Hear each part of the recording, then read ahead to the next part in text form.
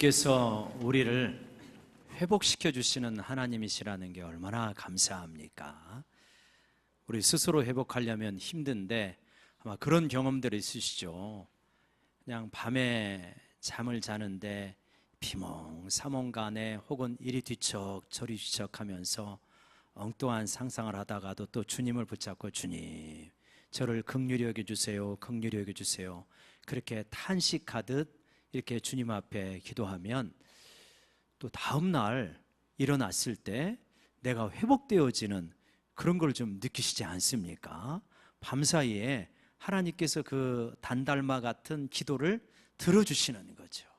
그래서 잠자는 사이에 내 심령 가운데 역사하시고 영혼 가운데 역사하셔서 나의 마음을 회복시켜 주시는 우리 주님이 얼마나 신실한가 하는 걸 우리가 느끼게 되어지죠.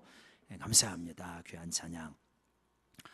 우리가 인생에서 어떤 일을 만났을 때 이거를 잘 해석해야 되지 않습니까? 인생에는 좋은 일도 있지만 어려운 일이 어떻게 없겠어요? 자주 있죠. 어려운 일이 더 많죠. 그래서 우리가 말하기를 어떤 사건보다 더 중요한 건 해석이다, 이런 경구를 많이 되뇌이지 않습니까? 누가 어떤 사건이나 일이 생겼을 때 부정적으로 극단적으로 반응하고 싶겠습니까? 아마 그런 사람은 한 사람도 없겠죠. 다 어떤 긍정적으로 건설적으로 이렇게 반응하기를 원하죠. 근데 그러기보다는 내가 원하지 않는 그런 모습으로 내 감정이 흘러갈 때가 있고 내 말이 막 나갈 때가 있고 그냥 나도 내 감정을 주체하지 못하는 그런 상황으로 갈 때도 있습니다. 나는 진짜 그런 반응을 원하지 않는데 그런 반응을 하고 있는 나를 발견하는 거예요. 왜 그러냐? 그거는 내 마음이라고 하는 곳에 이미 그런 식의 반응과 해석이 길이 나 있다. 사람은 자기가 그 순간 그 순간 어떤 것이 옳으냐라고 하는 것을 선택해서 반응하기보다는 익숙한 대로 반응하는 거거든요. 그러니까 어떤 일이 생기면 내가 익숙한 길로 쉽게 반응을 하는 거예요. 우리가 예배를 드린다, 말씀을 읽고 묵상을 한다라고 하는 것은 뭐냐면 진리를 따라 반응하는 법을 배워가는 거다, 이렇게 말할 수 있어요.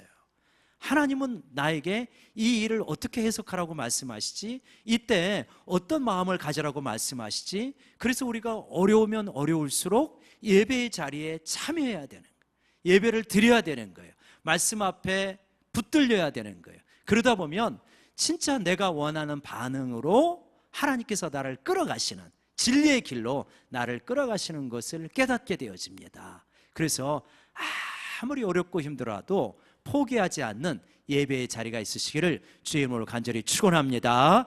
우리 옆 사람 바라보면서 한번 권면합시다. 아무리 어렵더라도 예배의 자리를 지킵시다. 시작. 아무리 어렵더라도 예배의 자리를 지킵시다. 그 예배의 자리에서 좋은 반응이, 좋은 해석이 나오기 시작하는 거예요. 오늘 말씀도 그런 것이죠. 오늘 세 사람의 이야기를 나누게 되어지는데 한 달 전에 이야기를 나누었던 나아만, 그리고 게하시, 그리고 그 한 사람. 나아만의 이야기는 우리가 잘 아시지 않습니까? 나아만은 훈장이 많은 사람이에요. 나아만 스스로는 못 깨달았지만 하나님께서 그를 통하여서 자기 나라와 백성을 구원하도록 큰 은혜를 베풀었습니다. 근데 아직 몰라요. 하나님이 그런 은혜를 베풀었다는 걸 몰라요. 대부분의 사람들이 몰라요. 하나님께서 나에게 이러한 귀한 자질과 은혜를 주었구나 라고 대부분 사람들 생각하지 않아요. 어떻게 알 수 있냐? 머리가 좋은 사람은 머리가 나쁜 사람을 무시하기 쉬워요. 근데 머리 좋게 태어난 게 자기가 노력해서 얻은 겁니까? 그러지 않죠. 얼굴이 예쁜 사람은 얼굴이 안 예쁜 사람을 무시할 수가 있어요. 우월감을 가질 수가 있어요. 자기가 노력해서 예쁘게 태어나면 지금 다시 다 우리 여성들은 엄마 자궁 속으로, 뱃속으로 다시 들어가시려고 할 거예요. 나 가서 열심히 노력해서 다시 나올게, 이럴 거예요. 생각해보면 우리 인생을 결정짓는 대부분의 요소들, 적어도 한 8, 90% 이러한 재능에 대한 것, 외모에 대한 것, 부모에 대한 것, 국가, 언어에 대한 것, 대부분 하나님의 세팅한 거를 가지고 태어나요.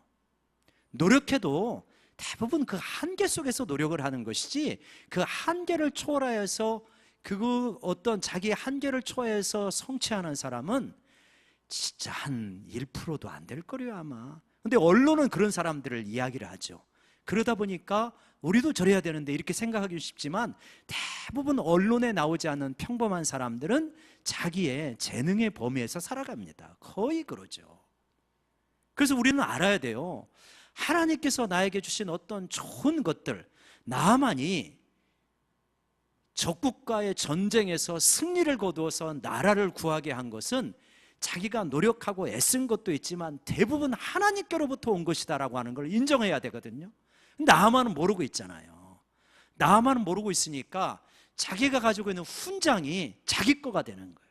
근데 우리가 가지고 있는 훈장은 하나님이 우리에게 대부분 주신 거거든요. 근데 나만은 내가 애써가지고 훈장을 받은 거예요. 그러니까 이 훈장에 걸맞는 대우를 어디 가든지 받아야 되는 거예요. 심지어는 자기의 치명적인 문둥병을 고치는데도 훈장이 걸림돌이 돼요. 이 훈장 때문에 저 요단강에 안 들어가고 싶은 거예요. 그러지 않습니까? 우리도 요 훈장이 많습니다. 하나님이 주신 건데 내가 애써서 받은 거라고 대부분 생각을 하는 거예요.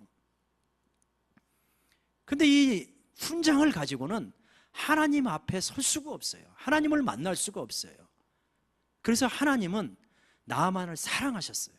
그래서 나아만에게 문둥병을 주었습니다. 문둥병을 허락했어요.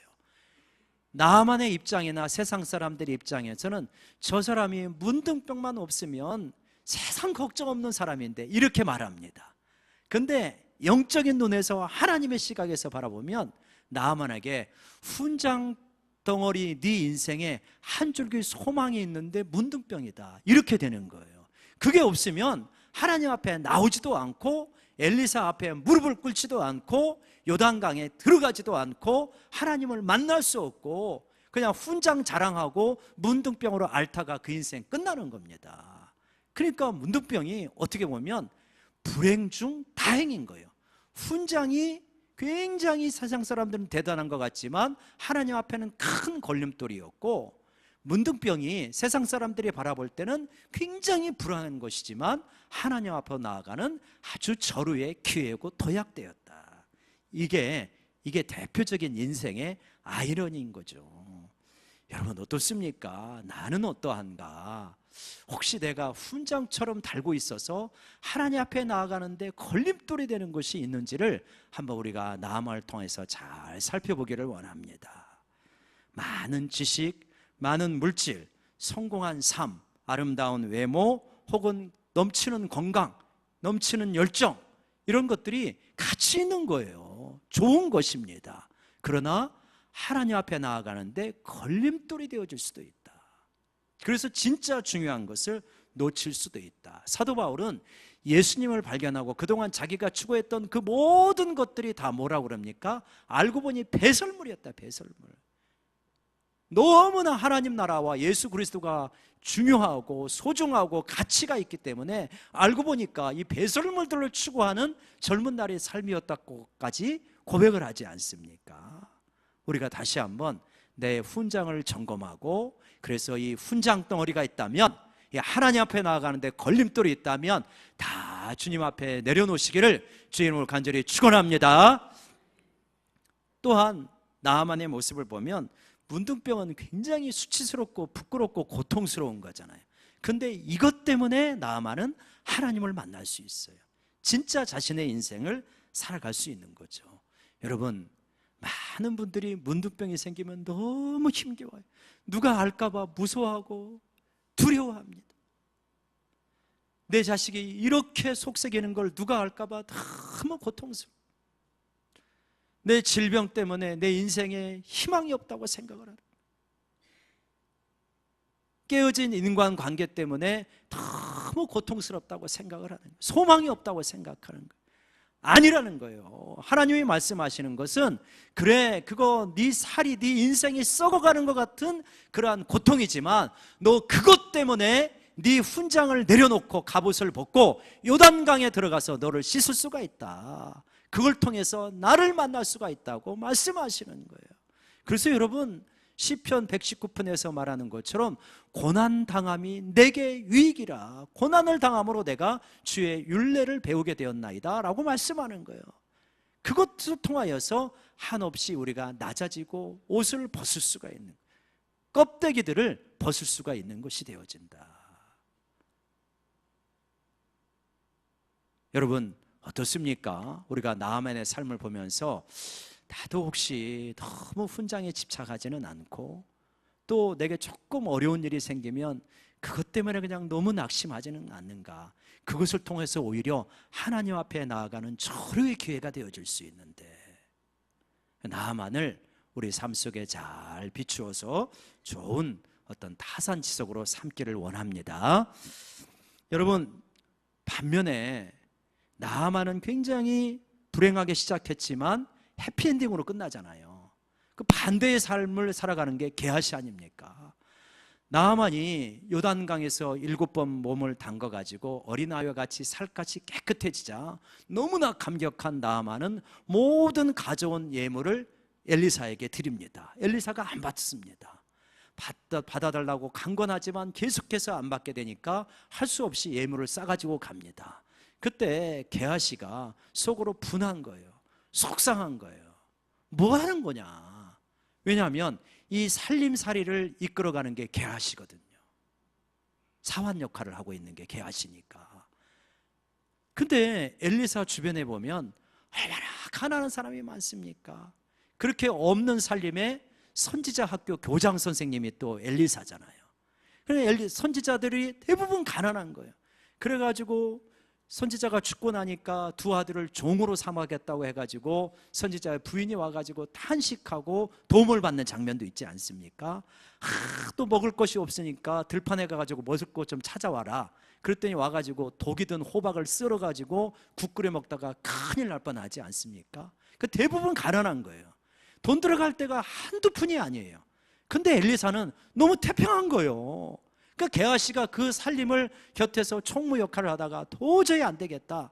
그래서 나아만에게 가가지고 돈 좀 달라고, 예물 좀 달라고 그러잖아요. 근데 예물을 막상 받아오는데 이거를 스승 앞에 가지고 갈 수가 없으니까 숨겨두고 갑니다. 그리고 일부는 내 몫으로 하려고 했겠죠. 일부는 또 좋은 데 쓰려고 했을지도 모르죠. 어떻습니까? 이 게하시의 이러한 모습이 그의 밑바탕에 무엇이 있냐면 결국은 탐욕이 있는 거예요. 물질에 대한 탐욕. 그리고 그걸 스승 앞에 이렇게 말할 수 없으니까 뭡니까? 거짓까지.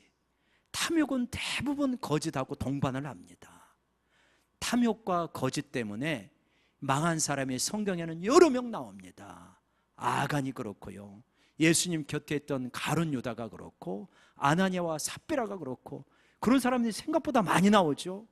다 어떤 사람이냐? 탐욕에 휩쓸려 살아가면서 거짓으로 그거를 포장했던 사람들. 그런 사람들은 버림을 받았어요. 근데 그런 사람들이 어떤 사람들이냐면 하나님의 은혜 근처에 굉장히 근접했던 사람들. 게하시는 엘리사가 얼마나 많은 기적을 일으킵니까? 그걸 다 곁에서 본 사람이에요. 진짜 그가 마음만 잘 먹고 하나님 앞에 기도 많이 하면 엘리사의 뒤를 이어서 또 이렇게 엘리사 다음에 위대한 선지자가 될 수도 있는 그러한 아주 근접한 사람이 게하시였어요. 가룟 유다처럼 예수님 곁에 있어서 위대한 사도가 될 수 있었어요. 근데 탐욕과 거짓 때문에 처참하게 망하는 거예요. 하나님 나라 입구까지 왔는데 거기서 등을 돌리고 있는 거예요. 탐욕과 거짓 때문에.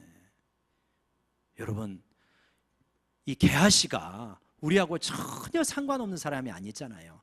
나만의 요소도 우리 안에 있고 게하시의 요소도 우리 안에 얼마나 많은지 몰라요. 이 사회가요 얼마나 탐욕을 부추깁니다. 그냥 네가 많이 가져야만 행복할 수 있다고 말하는 거예요. 예수님은 한 평의 집이 없었지만 우리는 더 넓은 평수를 가지지 않으면 안 된다고 생각을 하면서 살아가는 시대에 우리도 영향을 받고 살아갑니다. 예수님은 나귀 하나가 없어서 예루살렘에 입성할 때 나귀 새끼를 빌려 타시고 들어갔지만 우리는 더 좋은 차가 있어야만 된다고 생각을 하잖아요.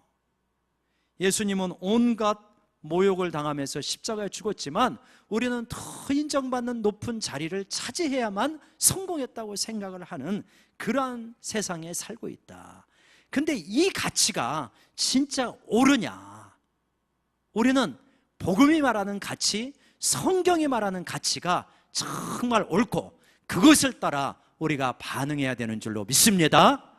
아멘이십니까? 근데 우리는 나도 모르게 세상의 영향을 너무 많이 받기 때문에 그 세상의 가치를 따라서 행불행이 결정이 되어버리는 거예요. 예수님을 따라서 행불행이 결정되어지는 게 아니라 이 세상의 가치를 따라서 행불행이 결정이 되어져요.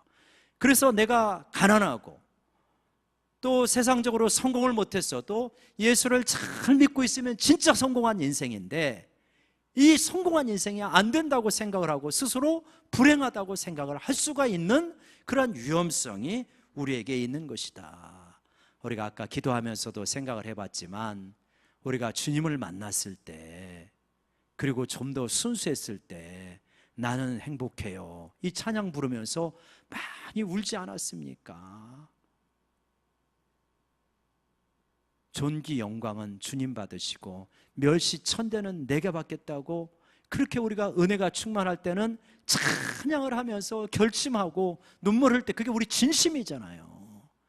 그 진심이 시간이 지나고 세월이 흐르고 불신의 사회 속에서 살아가면서 우리 나도 모르게 그 진심이 퇴색이 돼버려요. 자꾸만. 안타까운 일이죠. 안타까운 일이. 날이 갈수록 주님을 닮아가야 되는데 날이 갈수록 우리가 자꾸만 세상을 닮아가기가 쉬워요. 그게 우리의 안타까운 현실이다.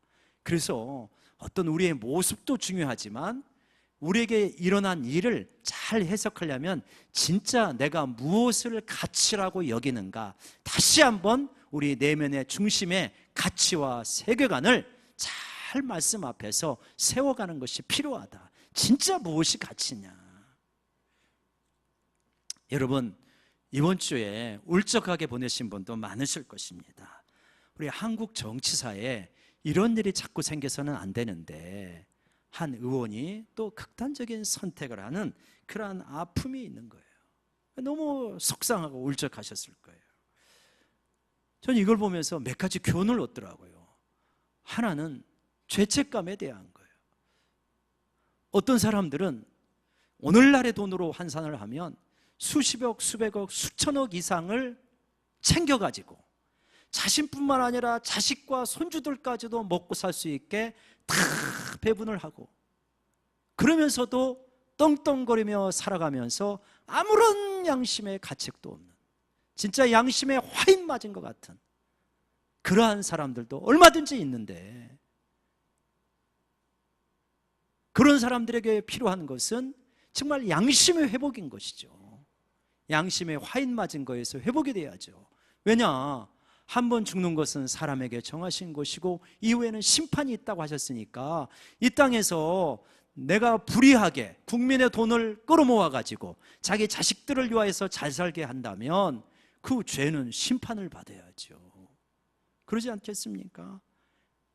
이러한 극단이 있는가 하면, 이분이 뭐 잘한 건 하나도 없지만 적어도 이 점에 있어서는 수천만 원을 그렇게 받았다고 해서 그런 극단적인 선택을 하게 되면, 그러면 참 이게 뭔가, 그 적절한 죄책감이 필요하다. 우리들에게도 아무리 큰 죄를 지어도 십자가를 통해서 우리가 다 용서받을 수 있지 않습니까? 십자가를 통해서 다 용서받을 수 있기 때문에, 그러나 이 십자가가 나의 적당한 도피처가 돼가지고 죄를 짓고도 나 회개하면 돼, 이렇게 한다면 양심의 회복이 필요하겠지만, 또 어떤 죄를 지었을 때 너무 극단적인 죄책감에 시달리면서 한 걸음도 앞으로 나아가지 못하고 오히려 부정적으로 극단적으로만 생각한다면 그것도 역시 복음을 모르는 것이다.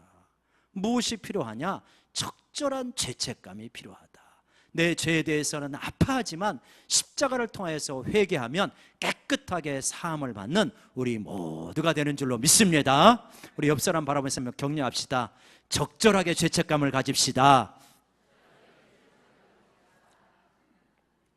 죄책감 타협하라는 소리가 아닌 거 아시죠? 우리 양심을 속이지 않는 사람들이니까. 두 번째로 적절한 인생의 목표를 가져야 되지 않는가. 내 인생의 목표가 적어도 제가 아는 그분은 이 땅에 정의롭고 약자들이 돌봐지는 세상, 그런 세상을 만들려고 대부분의 정치인들이 입문하지 않겠어요? 내가 정치해가지고 그냥 이 자리 차지해야 되겠다, 내가 정치해가지고 돈 벌어야 되겠다, 그렇게는 안 할 거 아닙니까? 여당이든 야당이든 좌든 우든 간에 좋은 의도를 가지고 정치에 입문하죠. 그때 그 처음의 목표, 이 사회를 좀 더 정의롭고 약자들도 같이 잘 살아갈 수 있는 세상을 만들려고 하는 목표를 정말 다시 한번 그 가치를 새롭게 했더라면 하는 마음이 들더라고요. 이 목표가 얼마나 중요한지 모릅니다.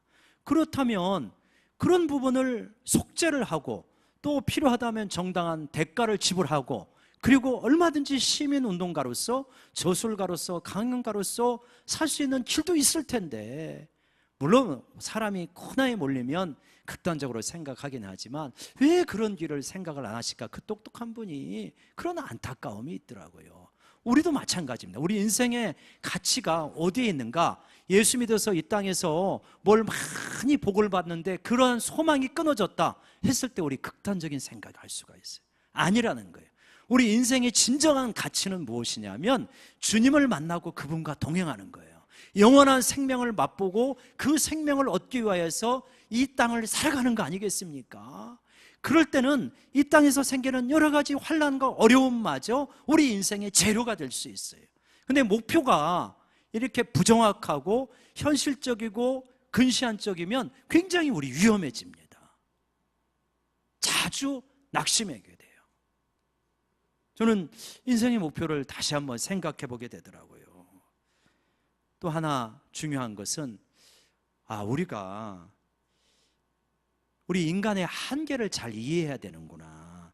정의로운 삶을 살려고 하는 것 자체는 소중하지만 그렇다고 해서 내가 그거를 다 할 수 있는가, 할 수 없다는 걸 인정해야 되는데, 하나님 없이 깨끗하게 의롭게 살겠다고 하는 것이 얼마나 위험천만한 일인가 하는 것을 저는 생각하게 되었습니다. 부정한 돈 받는 사람이 되어서는 안 되죠. 당연히 그래야 되죠. 그렇지만 나 역시도 그러한 유혹과 그러한 그 어떤 미혹에 빠질 수 있는 사람이라고 하는 인식을 하는 거, 그것이 좀 필요하지 않을까 싶어요. 이걸 이제 전문 용어로는 그림자라고 하는데, 우리가 밝은 모습이 있지만 우리 누구에게나 그림자가 있어요. 그림자가. 그러니까 그림자를 인식하면서 살아요. 내가 정의로운 삶을 살아가지만 그렇지 않은 선택을 할 수 있는 가능성이 나에게도 얼마든지 있을 수 있다. 이게 그림자의 부분이죠. 그랬을 때 나도 모르게, 혹은 알았지만 나도 어쩔 수 없이 그런 죄를 짓거나 흠이 발견되었을 때 그러한 부분을 가지고 내가 어떻게 이러한 선택을 하고 이런 치욕적인 삶을 살 것인가 하면서 극단적인 선택을 하는 것이 아니라, 이런 부분도 우리에게 필요하구나. 나의 그림자가 드러났을 때 수치를 당할 수 있는 용기도 필요하구나. 한번 말이 적절할지 모르겠는데요, 한번 저를 따라서 해볼까요? 수치를 당할 수 있는 용기. 우리가 어떻게 늘 영예만 받습니까? 어떻게 늘 인정만 받습니까? 우리가 그렇게 훌륭한 존재가 못 되는 거예요. 우리의 본성이 뭐예요? 우리의 출발점이 죄인인 거예요. 뭐 그렇게 대단한 존재가 아니에요. 귀족, 의인, 한 점 흠없는 사람, 그런 존재로 출발한 게 아니라 죄인으로 출발한 존재예요. 죄인이 죄인됨이 드러났을 때 그 수치를 당할 수 있는 용기가 우리에게 얼마나 필요한가. 그 수치를 직면하면서 하나님, 제가 원래 이런 존재입니다. 그런데 이런 나를 사랑하셔서 십자가에 죽으신 주님을 바라봅니다. 이런 나를 사랑하시는 주님이 얼마나 좋으신 분입니까? 하면서 주님 앞에 나올 수 있는 용기가 우리에게 필요한 줄로 믿습니다. 그 수치를 당할 수 있는 용기가 없으면 극단적인 선택을 하는 거예요. 이상적인 사람은요, 현실적으로 능력을 발휘하기가 어려울 때가 있습니다. 오히려 이상적인 사람이 불행해질 수가 있어요. 인생은 이상처럼 안 되는 거예요. 내가 이상적인 삶을 살고 싶지 않은 사람이 누가 있겠습니까? 그러나 이상적인 삶을 살아가는 사람이 몇 프로나 됩니까? 제가 볼 때는 1%도 안 돼요. 이상적인 것을 기억하되 현실적인 나의 수준, 연약함과 악함을 가지고 있는 나의 수준을 동시에 인식하면서 그거를 향해서 조금씩 나아가는 거죠. 현실과 이상의 갭을 인정할 수 있는 분별력, 이것이 얼마나 우리 자신에게 필요한가. 마지막으로요, 하도 요즘 어려우니까 이 얘기는 꼭 하고 가야 되겠다. 그분이 어머니가 동생이 살고 있는 아파트에서 그런 선택을 했잖아요. 너무했다. 그 어머니가 어떻게 살아가냐, 무슨 권리로 부모에게 그런 아픔을 주냐. 여러분, 우리 마찬가지예요. 극단적인 생각 한 번도 나는 안 해보면서 살아왔다. 진짜 그 사람 대단한 사람이죠. 극단적인 생각 한두 번 안 해본 사람이 있을까요? 인생 살아가면서. 우리 사랑하는 중고등부 학생들, 이 말을 잘 들으시기 바랍니다. 하나님의 말씀으로 들으세요. 내가 인생 살아가면서 어렵고 힘든 일이 있을 때 마귀가 아유 너 인생 가치 없어, 너 그냥 뛰어내려버려, 이렇게 할 때 아니야 라고 말하고, 하나님은 나를 사랑하셔, 하나님은 나와 함께 하시고 나와 소망을 주시는 하나님이시다, 꼭 믿으시기를 바랍니다. 그러면서 절대로 그런 부정적인 생각에 휘둘리면 안 돼요. 우리에게는 그런 권리가 없는 거예요. 권리가. 내가 무슨 권리로 내 주변에 있는 모든 사람들, 나를 사랑하는 사람들의 인생이 그렇게 어둡게 평생을 살아가도록 그런 선택을 할 수 있는 권리가 누가 나한테 줬냐는 거예요. 누가 나한테. 근데 우리는 그런 선택을 하는 사람들이 많은 거예요. 지금 이 사회에는. 얼마나 한국 사회가 OECD 가운데 자살률 1위 아닙니까? 이 지도자는 그런 길을 가면 안 되는 거예요.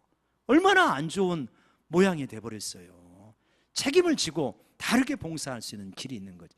인생에 아무리 극단적인 어려워도요, 하나님은 살아계신다는 걸 믿으시기 바랍니다. 아무리 어려워도 하나님은 살아계시고 하나님은 절대로 우리를 포기하지 않으세요. 우리에게 소망을 주시는 분이 하나님이시라는 걸 믿으시기 바랍니다. 그 하나님 앞에 나가서 엎드리면 되지. 정치 안 하면 되지. 그러면서 가족하고 행복하게 살면 되지. 공부하기 싫으면 하지 마세요. 안 하면 되지. 그래도 다 살아. 1등 안 해도. 직장에서 그렇게 스트레스 받고 죽을 것 같으면 다니지 마세요. 죽는 것보다는 안 다니는 게 낫잖아요. 하나님에게는 길이 있다니까요. 왜 그런 마귀가 주는 거야? 마귀가 너 뛰어내려라, 이거 마귀가 주는 거야. 마귀가 왜 거기에 굴복하냐고요. 하나님은 분명히 살아계시고 우리를 사랑하시고 우리를 위한 계획을 가지시고 우리를 향한 소망을 포기하지 않는 분이 하나님이신 것을 믿으시기 바랍니다. 아무리 어려워도요, 그냥 하나님 앞에 하나님 나 죽겠어요 그러면 하나님이 살려주셔요. 길을 열어주십니다. 너무 이런 부분들을 우리 마귀에게 속아서 많은 사람들이 극단적인 선택을 합니다. 여러분, 인생은 두 종류예요. 하나는 뭐냐면, 하나는 하나님 앞에 갈수록 다가가고 진리에 다가가고 생명에 다가가는 종류가 있고, 하나는 갈수록 그것으로부터 멀어지는 종류가 있어요. 게하시는 하나님 나라 입구에서 사는 사람인데 갈수록 하나님으로부터 멀어지면서 결국 문둥병이 그냥 흰 눈같이 화해졌다고 결론이 그렇게 되어 있습니다. 나아만은 멀리 있는 사람이었지만 문둥병을 통해서 오히려 가까이 하나님 앞에 나아가는 사람이 됐어요. 여러분, 우리는 어떻습니까? 인생의 목표와 가치를 분명하게 하면요, 내 주변에서 벌어지는 여러 가지 안 좋은 일마저 인생의 도약대가 돼요. 문둥병도 도약대가 된다니까요. 하나님 앞으로 점프할 수 있는 도약대가 되어져요. 그러나 가치가 왜곡되어 있으면 어떤 조그만 안 좋은 일이 생기면은 극단적으로 생각을 할 수 있는 무서운 마귀의 속임수에 넘어갈 수가 있습니다. 여러분, 우리 인생의 가치, 인생의 목적이 무엇입니까? 다시 한번 예수 믿는 목적이 무엇입니까? 우리 예수님을 사랑하고 내가 하나님께 영광을 돌리고 그분과 동행하는 거예요. 이게 그런데 하나님 사랑하고 그분 안에서 발견되어지면 그것처럼 좋은 게 없다니까요. 그게 그냥 전부예요. 초막이나 궁궐이나 높은 산이나 거친 들이나 주님과 동행하면 바로 그곳이 하늘나라 천국인 걸 믿으시고 누리시기 바랍니다. 인생의 가치와 목적을 분명히 하면 내 주변에서 벌어지는 일을 정확하게 해석할 수 있습니다. 제대로 해석할 수 있습니다. 그리고 하나님 앞에 나아가는 도약대, 띨뜰할 때 도약대를 탁 디디면서 점프하지 않습니까? 그러한 이 도약대로 삼아서 영적으로 하나님 앞에 점프하시는 우리 모두가 되시기를 주의 이름으로 축원합니다. 기도하십시다.